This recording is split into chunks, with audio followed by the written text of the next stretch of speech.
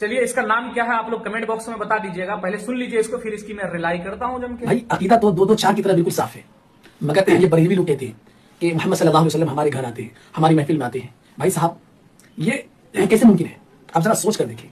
रसूल पाक सल्लल्लाहु अलैहि वसल्लम जिसमें अतहर के साथ अपनी कब्र के अंदर आराम फरमा रहे हैं, और हर तरफ रसूल पाक सल्लल्लाहु अलैहि वसल्लम दौड़ा लगाएंगे, तुम्हारे घर आएंगे। अभी साले तुम कभी नमाज नहीं पढ़ते हो, अभी साले तुम्हारे घर में हराम का माल आता है, अभी साले तुम जो है ना अपने घर में चोरी चकारी करते हो, कभी तुमने नमाज रोजा समझा ही नहीं, और तुम्हारे घर रसूल पाक सल्लल्लाहु अलैहि वसल्लम आएंगे तुमसे मिलने के लिए। हाँ, अभी तुम्हारी क्या औकात है?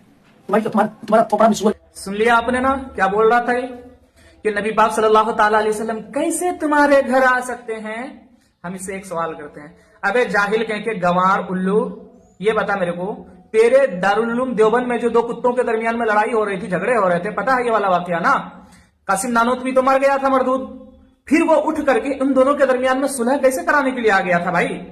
ये मैं नहीं कह रहा हूं, मैं नहीं कह रहा हूं, ये तेरी किताब कर रही है। ये देख अरवाहे सलासा, तेरे थानवी ने लिखा है बे, मैं नहीं लिखा हूं, तेरे थानवी ने लिखा है।